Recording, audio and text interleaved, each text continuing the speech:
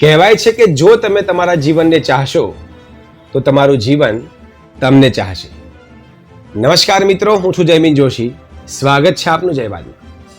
મિત્રો, આજની વાર્તા એક શિલ્પકારની છે. વિશ્વવિખ્યાત એક શિલ્પકારે પોતાના બંને શિષ્યોને બોલાવ્યા અને બંનેને એક એક પથ્થર આપી દીધો અને કહ્યું કે 1 મહિનાના અંતે તમારે આ પથ્થરમાંથી એક સરસ શિલ્પ બનાવી અને મારી સામે મૂકવાની છે. તમે તમારી સર્વોત્તમ શક્તિનો ઉપયોગ કરી તમને મન ફાવે તેવી મૂર્તિ બનાવી, મન ફાવે તેવું શિલ્પ ઘડી અને મને બતાવવાનું છે. બંને શિષ્યો પોતપોતાના પથ્થર લઈને ગયા. જયેશ અને મહેશ નામના બંને શિષ્યોએ 1 મહિના પછી પોતાના ગુરુની સામે મૂર્તિ મૂકી દીધી. મહેશની મૂર્તિ ખૂબ જ સુંદર હતી. દેખીને મન પ્રસન્ન થઈ જાય તેવી મૂર્તિ શિલ્પકાર ખુશ થઈ ગયા અને પછી તેમણે જયેશની મૂર્તિ તરફ દ્રષ્ટિ કરી. જયેશની મૂર્તિ દેખીને તેમને ખબર પડી ગઈ કે આને સાવ વેઠ ઉતારી છે.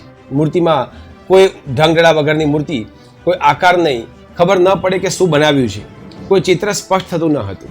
શિલ્પકારે જયેશને કહ્યું કે જયેશ, તારી મૂર્તિ દેખીને મને લાગે છે કે તે જરાય મહેનત નથી કરી, તે નરી વેઠ ઉતારી છે. તારી મૂર્તિ ઢંગધડાકા વગરની છે. ત્યારે જયેશે કહ્યું કે તમે મને ક્યાં કહ્યું હતું કે કેવા પ્રકારની મૂર્તિ બનાવવાની છે?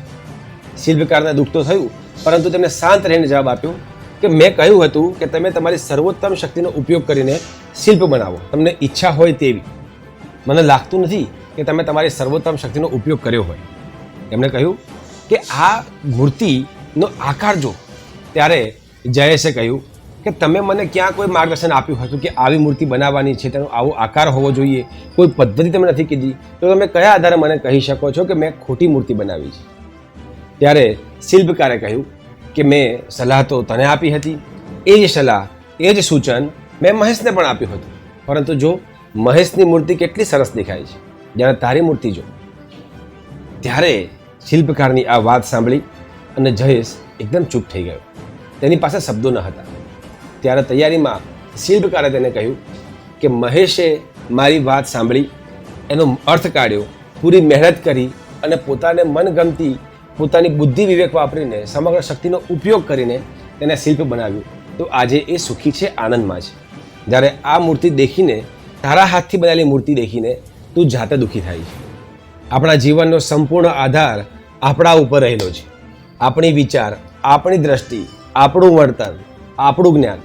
જો આપણે આપણા જીવનને યોગ્ય રીતે નહીં ઘડીએ તો આપણું જીવન બરબાદ થશે અને એ બરબાદ જીવનના એકમાત્ર જવાબદાર આપણે હોઈશું. માટે પોતાના જીવનને યોગ્ય બનાવો. આ સાથે નવી વાર્તા અને નવા સંવાદની સાથે ફરી મળીશું. ત્યાં સુધી નમસ્કાર.